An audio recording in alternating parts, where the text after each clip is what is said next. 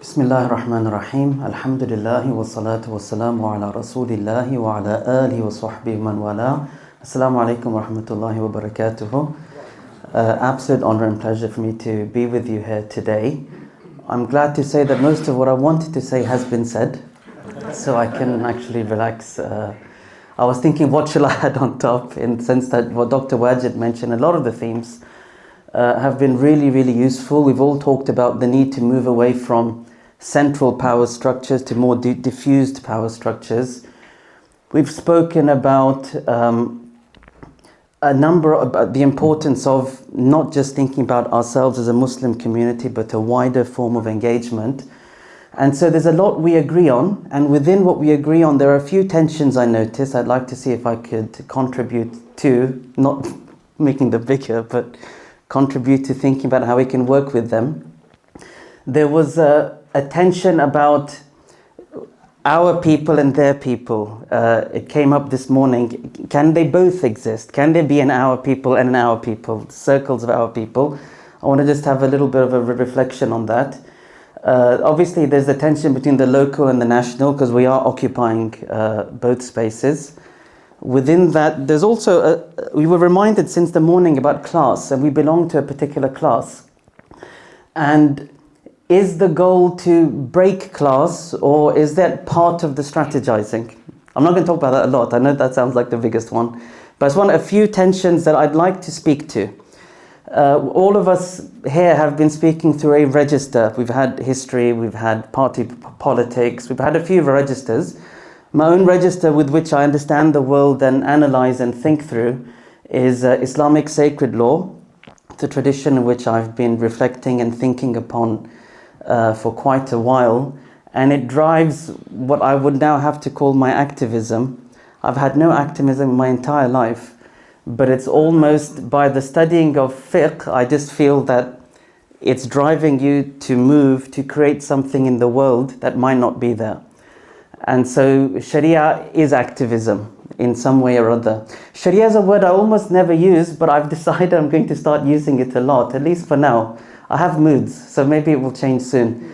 Because there's a lot of Sharia bashing, and it's just someone just ramped up the volume literally a month or two ago in a very, very strange, coordinated international way.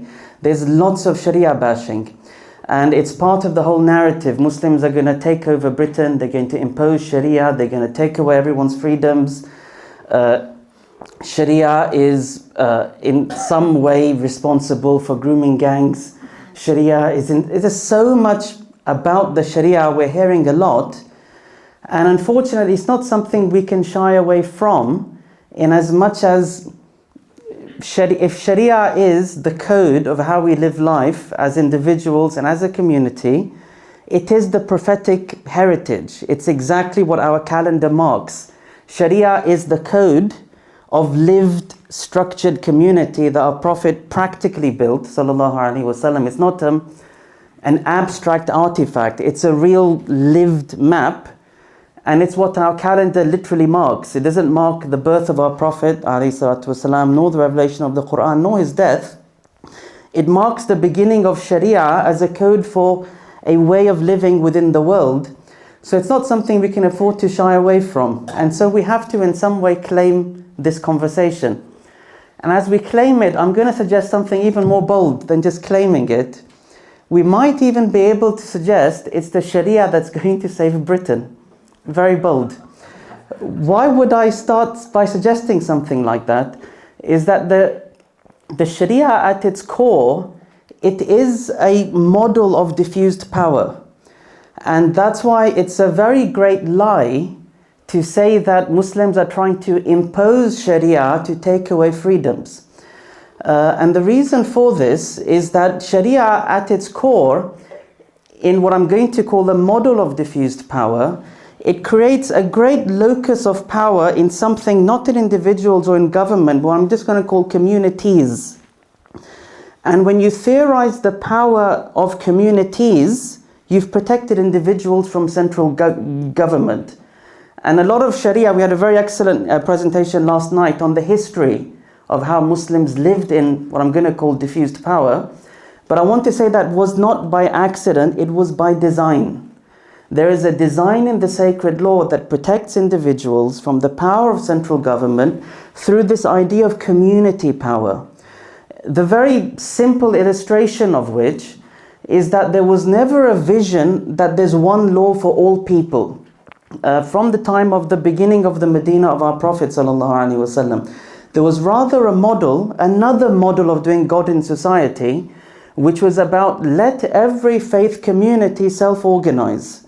And let that self-organization be given real legislative power for its community. And so Sharia was, on the contrast, it was like a thin layer of public law to protect life and wealth and so on. And then other than that, your legal life was within your faith community. How you wed and how you divorce and how you have inheritance and how you settle your disputes. It's another way of doing God. Now we think doing God is, God creates fights, just leave him at home. No, there's another way of doing God, which lets everyone do God in organized communities, and let's give those communities real power, real consequence. Why do I suggest Sharia can save Britain? It's only because, does Britain need saving? Obviously the question asked. Everyone thinks it does. We live in a time everyone feels threatened. Muslims feel threatened, Jews feel threatened, whites feel threatened, blacks feel threatened. No one feels that they're winning in today's Britain. It's a very strange time. So everyone feels it needs saving. Where is this feeling coming from? It's clearly some notion of, we've had earlier, loss of an identity, sense of purpose. But at its core, there is an economic problem. A sense that people are being left behind, systems aren't working, it's incredibly hard to live. And all you have is two alternatives, and neither of them are going to solve the problem. There's the alternate one option A that we all get confronted by all the time is simply hate. If you hate a bunch of people enough, then maybe we'll all be better off, the rest of us. We in this room are sensitive to this because we happen to be the hated group. So we particularly know we aren't going to sign up to that one. But imagine it was Sikhs are the problem and Sikhs are going to ruin Britain. We still can't afford to breathe and say, that's all right, let's go after the Sikhs and follow the problem later. Hatred will not solve this problem. And once you get the Muslims out and the immigrants out, then the country will just eat itself up. Hatred can't solve a problem. So when you put hatred on the side, the only other solution we're getting is some version of keep calm and carry on. It's okay, it's not that bad, and we can keep going, and we'll just vote this party, this party, this party, this party. And no one is buying that anymore. That's why the two big parties are not traditional parties anymore. There has to be a third model. And the third model is something the Sharia is constructed upon, as were all ancient codes as far as I would guess, or many codes will have a version of this. It is about diffused communal power. And I think we have to think strong and hard about what that means for us and what that means to create. It's everything Dr. Wajid said. It's everything about many of the themes that we've had today. So I'd like to talk a little bit about this before I come to just a few short remarks actually about the economy, only because economics isn't separate from how we live as human beings, how we interact, the structures that we have to create, a lot of conversations around structure. So what am I referring to by diffused power? And that Muslims can, by being Sharia minded, construct a model that works for communities to benefit from and mimic. We might recharge. These wonderful cathedrals were part of a whole structure. Those structures don't have the moral, economic, social buy-in that they used to have. We could recharge that through our structures. So it is a big plan, but we do it as a collective, which is why I think there's an our people and an our people. And I think we have to think about both registers. So something about Sharia. So Sharia in Arabic, it means a path to water. So it's about you thriving. There's nothing about Sharia called the test to make you fall off the edge or the test to see how great you might be. It literally is a code for your well-being. This is the first part. The second part, water, when normally people go ahead, they have to bring it back in some kind of vessel. And so I will claim the vessel of Sharia is this word called ummah. It was just a text message, but the microphone vibrated. The vessel for Sharia is what I'm going to call ummah. Ummah, we for too long treated as an amorphous, emotional, feel-good thing. And I'm going to say, no, it's not that. It's something you actually build, and the Sharia is the code of how you build it. And when you build it, it's the vessel for all of the good that this code and this community can offer. So ummah then, let's talk about ummah.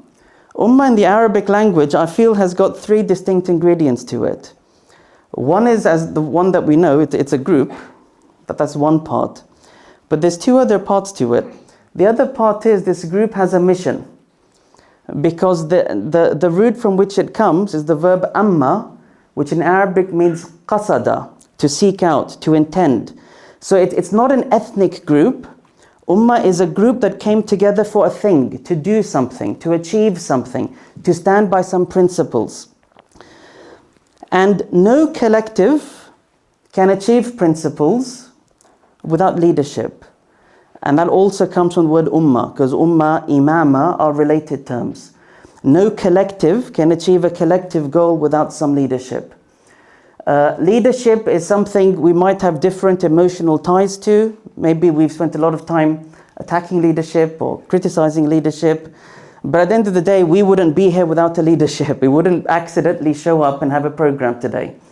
And so we all live life in structures. And so the structure that the Sharia is interested in, the Sharia is like a skeleton, meaning we can flesh it out as we need, but it's the core skeleton of institutions that make up an Islamic society. While a lot of the features we saw in the very, very helpful history presentation we had last night, it's by design. And it just takes on different forms, but there's some recurring themes across our history. So, some features that I think are important for us to think about. Again, why am I coming from this register saying very similar things to what Dr. Wajid and others have said? Is because sometimes if you approach Muslim organization through a lens of survival or strategy, it will never leave us the small group of people who are maybe motivated by that language. If you understand that this is what it means to be a Muslim in the world, then you've hit at a very core part of every believer that this is what I owe to my Prophet, alayhi salatu wasalam. You're speaking at a different register. That's why I think giving a Sharia framing, or what I normally call the faith framing, is essential to move. Because we have an epic task. Because we are doing politics from the bottom to up. We don't have a Muslim government to help impose any structures. We have to create coalitions, we have to create institutions, we have to solve problems, we have to mobilize together. It's an epic task. But it's a task the world is waiting for. It's the only task that can save, I think, this country, that kind of movement. So, what am I referring to? Just to give a little bit of details. As far as I believe and I can see, the Sharia is ultimately a place-based model for ummah construction. What do I mean by that? It's not an abstract global vision, but rather its institutions are place-based. I used to say town and region before I discovered this word of place-based. It's a wonderful word. You don't have to say what the size of it is. But the point is, mosque is physical. Friday prayers, rather like this impressive cathedral that we're across from, every town in the Sharia was meant to have one Friday prayer. i.e. everyone was meant to gather once in literally a single physical space. And as towns grew, that's fine. Place is such a wonderful word. Define place differently.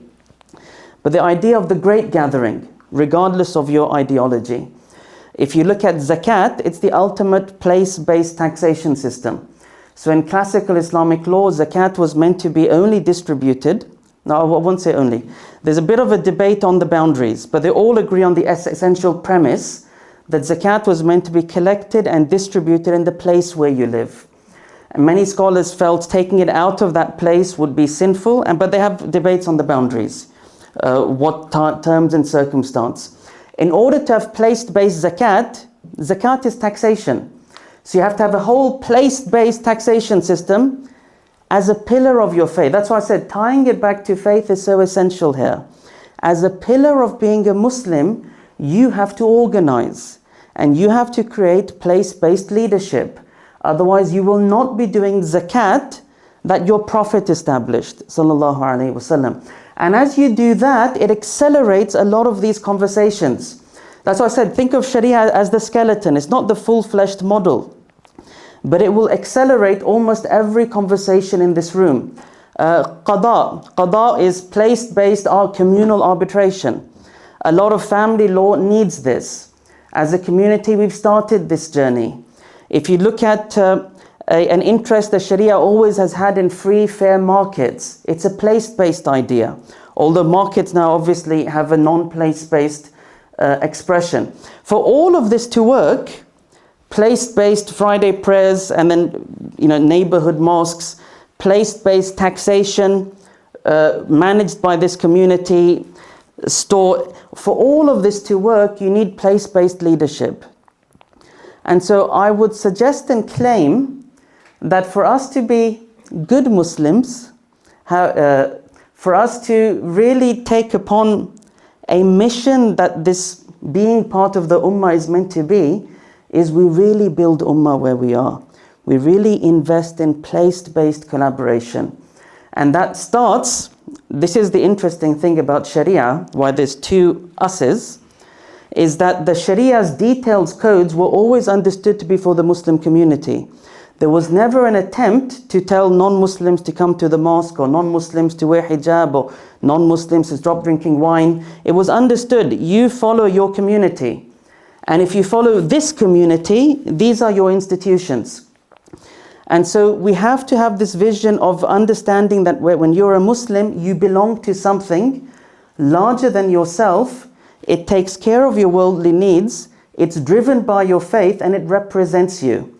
Representation is a word I'm trying to use also a little bit more, because zakat at its heart is taxation. And the purpose of taxation ultimately is representation. That the people you give zakat to are meant to also be your voice. They're meant to be your channel to be protected as well. So what's the challenge, I believe, which we're all hinting at, and Dr. Wajid mentioned it, it starts with a change in culture and education. And it's a journey that we're on, and the wonderful thing of serving life in Ummah means you never have to solve it in your life. Because as long as the next people get a better opportunity than you did, then you've contributed to this cross-generational civilization building project, which is the project of Sharia, in all honesty. You don't have to solve every problem. You have to move the conversation forwards and move the institutions forwards.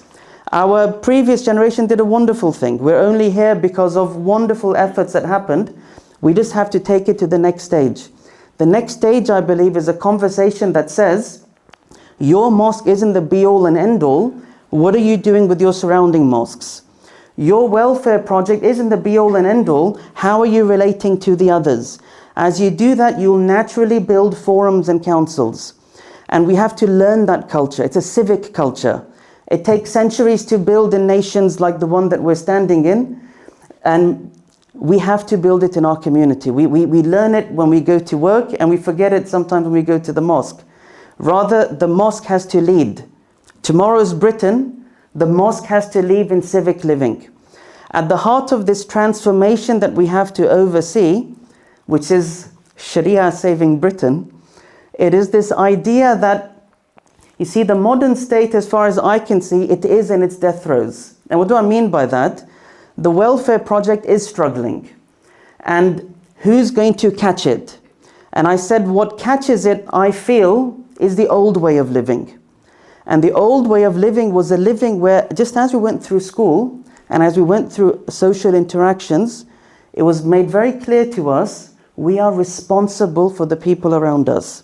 Because nowadays, all of our education that's the government's job. Homeless, that's the government's job. X, that's the government's job. And the government can't do its job. That's the whole problem. That's why we are where we are. That's why I think we're at the death throes of that whole narrative. And people are holding their breath to see what is the next narrative. And I think the next narrative is the whole re-education of people, that it's our job. And then we'll start by modeling it in our communities. This is the inner hour. You're a Muslim, you have to be part of this project. What are you doing to support this mosque group here or this charity group here? How are you supporting? So when we start the narrative of it's our job and we start demonstrating it, that's how we re-educate people. It's also your job. But as individuals, you can only do so much. As collectives, you can always do more. The Sharia is always going to be a collective view. Our Prophet ﷺ, his unique trait was, he was Abdul Jami'. Some of our Sufi scholars say his unique divine name is he was the gatherer. He gathered the prophets and their traits, he gathered their sacred laws, and he loved gathering people. He loved multiple hands in one food pot. He loved if people camped in the night, they'd camp close by to each other. He is the gatherer. We will not succeed without gathering. We will not succeed because he is the one that we only can represent. We will never outstep him. And we will only succeed in his shade. We will only succeed in gathering. And so I think that's what we have to model. Last thing I'll say, I've not discussed the economy too much, which was the title of the talk. So let's quickly come back to economy. Just 3 things I'd like to share briefly. Whenever we talk about economic welfare in Islamic teachings, there's obviously zakat and waqf come on top, and then markets, just 3 basic ingredients. I joined this National Zakat Foundation. I don't want you to think of this as any marketing conversation now, but I appreciated what Asim said yesterday. Maybe Muslim Parliament has gone, but it shifted the conversation and it's moved other conversations along. What we care about is what we build. We don't care as much about the labels. So I joined this project because I wanted to see if we could use it to build this Sharia vision. So I first started by decentralizing the zakat distribution so people could find it through individual mosques and centers. The idea that zakat is building community. But for me, that is not the future, because if you're just letting individual centers distribute, you are not getting close to what I'm describing here, which is place-based taxation and place-based leadership. And so what we're trying to do now is to create localized sort of forums to bring key actors of the Muslim community together to start coordinating. How do we coordinate welfare provision in this community? Now, why focus on welfare? Because zakat could itself speak in many registers. It's because I think you'll only succeed, a project will, if it's actually really good at something. And I think being really good at something takes a bit of effort. Secondly, I think welfare is a public problem. It's not a Muslim problem. And that's what came in previous conversations. We have to start thinking about public problems. And if Muslims can become good in circulating wealth in coordinated ways, in areas where there's a strong Muslim population, as someone said earlier, you are part of the table, whether you like it or not, because you are an important person keeping these local councils working. You can share systems, you can share knowledge, and then you can start collaborating. So I think just the welfare part of it, I think, is an angle that I think can create unity, because we're in the difficult job of creating collaboration within our community as well. That's where class comes in, by the way. I'll come back to class in just a moment. But we have to bring a community together and, sorry, I lost my thought in the middle. But all I'd say is, yeah, zakat, in its most basic understanding of welfare provision, I've seen it brings people together on the same table. They could be Salafi, they could be Deobandi. Moon sighting seems easy, but it's impossibly hard to unite over. But helping poor people with money as a pillar of your faith, you'll be surprised. People come to the table and they'll collaborate and they'll work with you.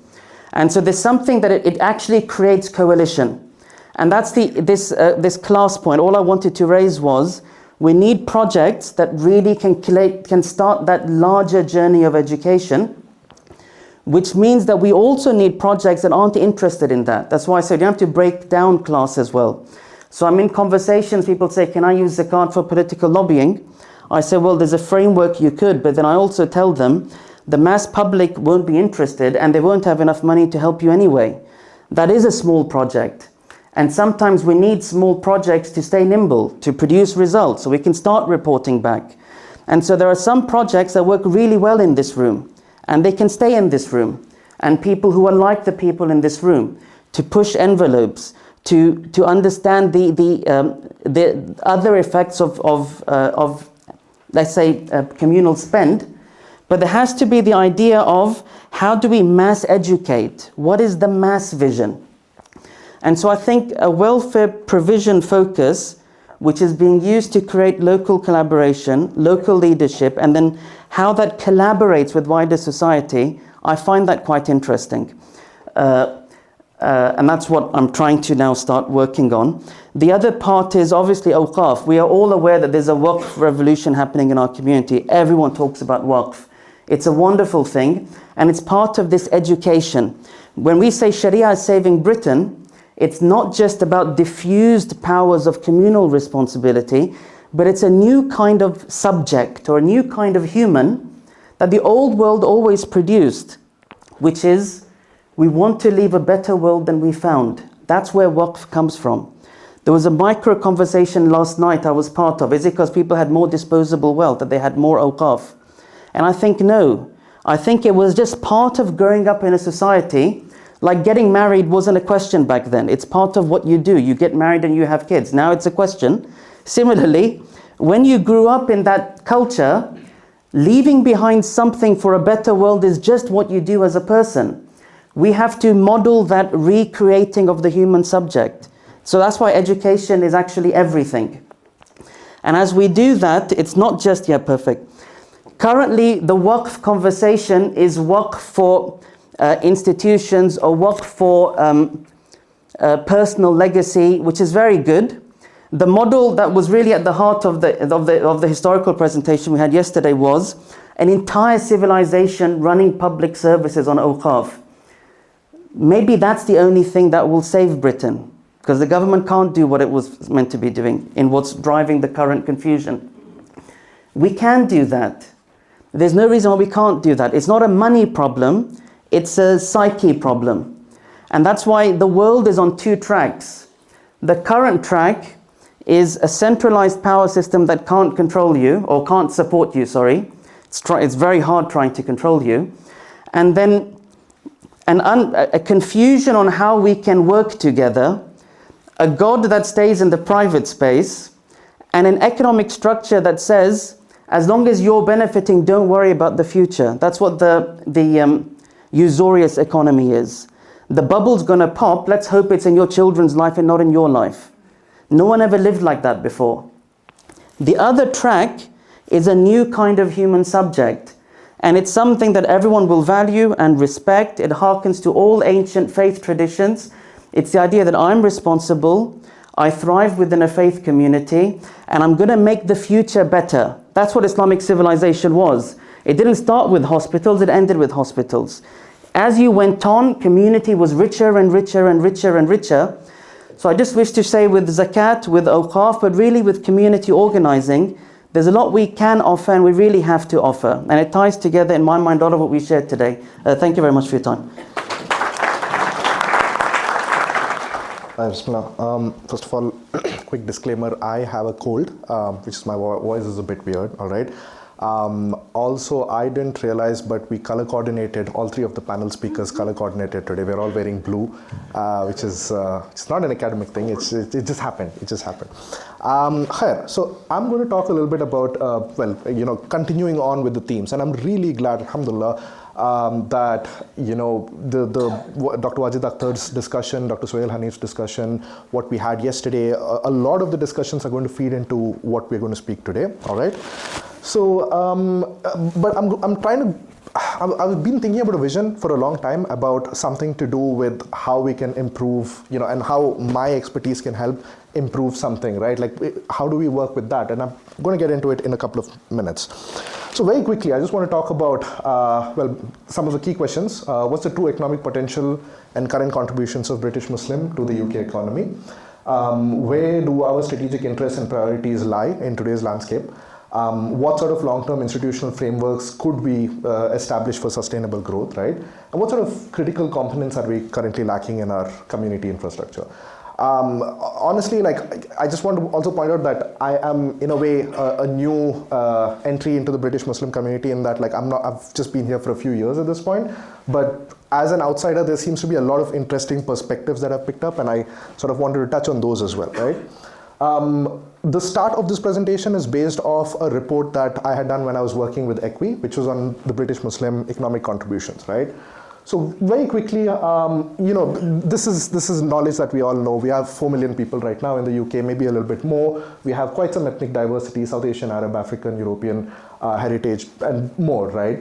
We've had heavy economic challenges. Our poverty levels at around 50%, pretty much 40 to 50% across the UK. And we've had like a interesting migration history, right? So we've had different waves. Just for reference, this is super generalized. It's not, it's not academically completely, in detail, right? But we can think about 3-4 waves that we have. In the first wave, we had in the 1960s to 70s. The second, and this is where people started setting up in the UK, right? You've like people coming into industrial towns, working within blue-collar jobs initially at the start. There were a lot of, and that's when masjids started coming around. That's when we had the chicken and chip shops, right? And then that's when we had taxi drivers. This is where we were at that point, right? By the second wave, we've had another wave in the 1980s to 90s. And you've had people coming in from conflict zones at some point. We've started strengthening the community. There's a lot of Muslim institutions that started developing over time, right? And also, obviously, the entire South Asian Arab, which forms the majority. This is where we have the okay, you better go into doctor, lawyer, engineer mode, right? Which is excellent, honestly. Which is like one of the most important waves that we required at that point. And I'll tell you why in the third wave, right? So the third wave is where we have a lot of highly skilled professionals, students, entrepreneurs. We have now 3rd, 4th generation British Muslims who are extremely comfortable. And this to me is extremely interesting because I come in from outside and I see a lot of people, pros and cons. For example, some people don't tend to know their own languages, right? But at the same time, they're also extremely confident in the fact that, look, we're British, we're not moving from here, and we feel comfortable in our identity. That whole question of, I'm a third culture kid, I don't know where I belong, that's sort of like reduced. It still exists, but it's reduced.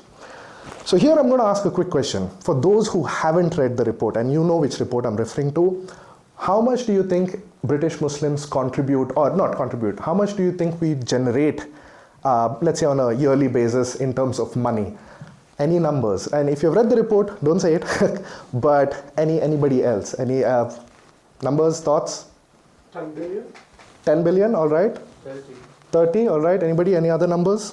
Feels like an auctioning, but okay. Let's go higher. Anyone else? Billions. Billions, yes, okay. And any other number, any specific number that we have on this side of the row? 1 billion. Okay, all right, well, good enough. So the report that we did at EQUI, we basically came to a conservative estimate of 70 billion pounds, all right? This was done through different ways. This is how we looked at it from employment, we looked at ONS data, we looked at business data, which is heavily incomplete, by the way, which is why I would say 100 billion is closer, but for the sake of accuracy, we kept it at 70. Where is this going? Where is all this money being generated, and where is it being spent, right? Food and fashion industry, so halal food obviously, but also halal cosmetics, halal, modest wear, a lot of these things are becoming really big right now. Islamic finance, obviously one of the biggest ones. We have the fact that in the whole of Europe, UK is leading Islamic finance, obviously not in the world, but at least in the whole of Europe, it's leading Islamic finance by leaps and bounds, right? I think it's almost 70-80% of the entire Islamic finance ecosystem, right? Tourism is another interesting thing. Britain's actually one of the best countries in the world for Muslims to come in as tourists, right? And that should tell us something about whether this is a great place for Muslims to be or not, because having lived in about 6 countries at this point, I would say Britain's one of the best places I've been as a Muslim, right? And technology, and this is a really interesting one because you have something called the British Muslim Tech Fest, right? Well, the Muslim Tech Fest, rather, which is now drawing in up to 1,500 people every year, right? With a lot of money being, churned in, a lot of talent, a lot of companies being developed, right? And of course, we can talk all about the traps of essentially following the lizard hole, or basically over-commercializing ourselves as well. That exists. I'm not going to deny any of that. But there are some really huge advantages here, right? So, so what's our contributions? Apart from that, we've, again, a lot of research from ECWI, right? We've looked at how we tackle loneliness here in the UK. Like 50% of the population is lonely. This is ONS statistics, right? Muslims tend to, break that trend just because we gather a lot more through our masajids, through our, halakas and so on and so forth. Children in care, because we tend to do a lot more foster caring, for example, we tend to actually, and all of these things we have calculated, like how much this saves the government, so to say, right? It saves, I think, tackling loneliness, at least 200 million, and in just some of the small initiatives. Children in care, I would say another 300-400 million at least, right? Technology innovation, we've helped to reduce violent crimes, again, through a lot of MOS programs and so on. Finance and alcohol-related harm. So because we don't drink, we don't cost the state a lot. Like the state loses 40 billion pounds a year after taxes, after tax revenue from the alcohol industry, right? And because Muslims don't drink, as per the national average, we save close to £1 billion to the state just through NHS, through crime, through not doing crime and so on. So we have strength. That's my point. We have strength, right? What does that strength entail, right? What sort of gaps do we have? And this is where I come in as a researcher, right? I've been thinking for a long time. I've been reflecting, thinking, meeting people all across the world, here in the UK as well. And I realized that as I teach social sciences, I teach international relations, I teach politics, religion and politics. I've taught a lot of these subjects. And the number of Muslim students that I see in university in these subjects are very high, right? What's interesting is that this is normally considered a sign of a mature society. Why? Because we have the economic stability that's required, and now you have generations who are trying to think about what can we do further from here. I don't want to be a doctor and lawyer, which is fine, right? But I want to try and take things further from here. So what can we do in this situation? So what I think about in terms of, just, again, I'm just narrowing this down. There's a million other issues that we could tackle, but this is what I know. So I'll talk about it quickly. Policy think tanks, right? The fact that like ECWI, for example, is one that looks at policy. They do a lot of research on that and then they lobby it up, right? Academic networks, that's another thing. We have at least 10 to 15 different academics in this room right now who could be linking up with each other and helping develop and transfer that generational knowledge towards a lot of the younger people, right?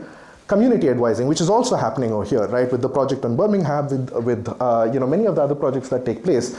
To research on, and this is something, for example, I worked in NGOs in India for a long time, and I keep going back and asking the NGOs that, look, I joined 12 years back. The people who were 15 when I was there, they're probably 27, 28 at this point.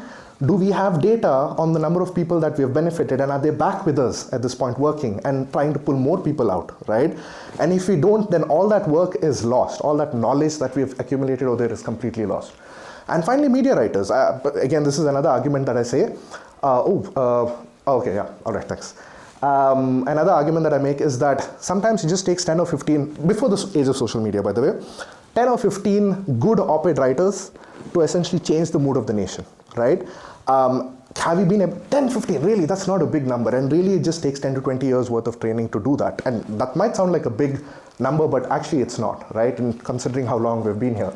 So media writers, that's another. People who are savvy with the media, both written and seen, and now new media, which I'll talk about in a second. So, why social sciences, right? And this is it's a very generic table that I've made, but it's basically, we have foundational needs, food, water, infrastructure. We have, above that, we'll then need security as a community, right? After that, we need, let's say, cohesion. We need to be able to work together on many different issues. And then we need institutional and collective esteem, self-esteem, our identity, where this is where you start applying social science research, right? And finally, when we want to talk about self-actualization, how is it? And I'll give you examples, just beyond the theory, right? How do we then, move forward with this, right? I want to talk about two quick examples. So we've been talking about the Waqf, right, over here. Yesterday there was a discussion. Sheikh Sohail has spoken about the Waqf as well. In Algeria, the French tried to go in the 1800s. I mean, the French came in the 1800s. They tried to buy land to basically colonize the place, right? And they realized that most of the land that they were trying to buy was owned by family endowments, family awqaf, right? And they said, this is really difficult. And they've related back. They said, look, there's a problem here. These guys, you just can't buy it because they have some ironclad legalities around this. 1875 to 1905, they spent 30 years breaking down the Waqf from a research perspective, trying to understand what is it about this. They come back in 1905 and they say, this is not from the Quran and Sunnah, the Awqaf, the family endowments very specifically. That's how much time they spent, and then they colonized Algeria after that, right? And that's the importance of scholarship that is paid. This was a negative one. I want to give you a positive example, right? The Perry Preschool Project, has anyone heard of it? People working in education, maybe you may know about this. It was in the US. Essentially, they found that there were a lot of at-risk students, right? At-risk communities, African American, Latin communities, and so on. They essentially went into early intervention, ages 5 to 7, 5 to 10, and they realized that, and then they tracked them for 40 years, by the way, all right? It was a longitudinal study. By the end, they demonstrated that early interventions can help reduce teenage pregnancies, can increase the amount of economic and mental well-being, right, over 40 years, right? It can also, there were some other lower crime rates as well, right? And they found out that essentially every $1 of intervention at a younger age leads to about $13, $14 down the line. That's 13 times the impact, right? And Sheikh Sohail's organization, National Zakat Foundation, has also done this on early interventions with housing issues, right? And I think that's 1:70, if I'm right. So you see, there's so much in terms of benefit, but it took decades for them to actually get to that information, right? And that's something that we need to think about when we're thinking about research, right? We've been here, we've talked about people who've seen decades, we've been, as a community, we've been here for decades, but what have we figured out from there? So I'm just going to very quickly run through this table. I don't want to spend too long, but if a person is to spend undergraduate, a master's and a PhD, which comes up to what, like 3, 4, and 8, maybe 9 years, right? The amount of education required, the amount of money required here in the UK, if you're based in London, right, is about £200,000 on average, right? And then if you want to become a lecturer, and by the way, I don't consider anybody who's done all of this a scholar. I myself have finished my PhD. I would say it would take me another 10 years before I say I'm starting to becoming a scholar in my field, right? But after that, getting salaries for like lecturers, for postdocs, it's not a lot. It's just like 40,000, 45,000 a year. So if you were to train 1,000 of these people, it would take £270 million, all right? That's not what I'm going to talk about though. The point is that, can we do something to help with this, right? What sort of gaps exist over here? The fact is, most people would be, wouldn't, because we don't understand how important social science research is, we don't tend to like work on these aspects, right? So there's a mismatch in expectations. We want quick results with the money that we give. I want to know what happened next year. I don't want to know what happens 10 years later. There's a lot of social media influence where our attention is being caught over there. And the fact that there's a lot of economic disparity. I would rather like to send my money back home to India to take care of some of my poorer relatives over there because I need to get them out of poverty, right? But in that process, what happens is we aren't thinking about these larger scale visions. And this is what happens, right? You have mosque buildings, wells, firefighting, conflicts. This is where the funders' initiatives go. Community projects, they get a little bit, and that's where data collection, policy research is pretty much dead, right? And so one of the missing ingredients or some ways, practical steps that we can take is essentially scholarship consulting services. You help people just with consulting for scholarships, and you can just get students to get scholarships instead of us funding them, right? Stipends for early career researchers, because that helps stabilize them, and stability gives you time to think, right? And then come up with more creative solutions over time. Grant writing supports, that's one of the biggest things. I've spoken to Dr. Tahir about this, about essentially like senior scholars giving some support for younger scholars, right? And network expansion, working with Muslim research networks, right? I'll get to that in a second, but if we do that, we can kind of eliminate a lot of these costs that are involved. So we move it from 200,000 to maybe 50, whatever the cost is for an undergraduate, right? And one thing that we don't talk about though, in research very specifically, is the importance of social media. Most kids are getting their news today from TikTok and from Instagram, right? And as social scientists right now, if we aren't there, we're just not going to be able to capture, and then what you'd end up having is people with no credentials essentially coming on and, spreading stuff that shouldn't be spread, right? And we have that within the Muslim community as well. So I want to bring all of this, and I wanted to visualize, right, for a second, whether, so if we do all of this, let's just think about this. If we spend properly on social media, on financing and researching, what would happen is maybe in the first year we have 100,000, we spend a certain amount of money on like, majority on researchers and very less on admin. And then we'll just basically be like, okay, listen, go back to donors, please give us some money, right? But maybe there's an option where we, instead of, 100,000, so we spend 100,000, we spend a little bit more on, let's say, the social media components, we increase the followers, a little bit more on financial planning, on grant writing, and a little bit lesser on researchers, and that could possibly give a much larger and much more sustainable, business product over time, right? Like, or a business model, so to say, right? We will still go for funding, but it'll be much lesser at this point, right? And so I just wanted to visualize for a minute what that would look like. There are slides in the next one. I've just basically made an Instagram carousel. I've faked an Instagram carousel of a British Muslim research network, right? So if anybody, especially on this side, if you cannot see, I would recommend just like downloading the QR code for yourself, right? But essentially imagine this, all right? Like imagine 5 years into the future, we have a British Muslim network. We're celebrating, 5 years of our presence right now. We have 2,000 members. This is one network that's changing Britain. What has been our membership growth? We have 2,000 people, seniors mentoring juniors bringing new energy and ideas and sharing a commitment to ethical, rigorous research, right? So what sort of topics have we looked at? Maybe Islamic thought in Andalus, maybe screen-free schooling in the UK, which is important. Maybe we worked on the white working class political mobilization, because I believe in social sciences, we need to be looking beyond just Islamophobia research, which is, there's a great number of people doing that. I don't think we need more people doing that anymore, right? Maybe we looked at gendered and racial financial literacy in Wales, right? And these are those topics that we need to be encouraging, which a larger network could possibly do. What sort of publication and policy impact could it have? Maybe, and these are all maybes, by the way, I just faked all of this stuff, right?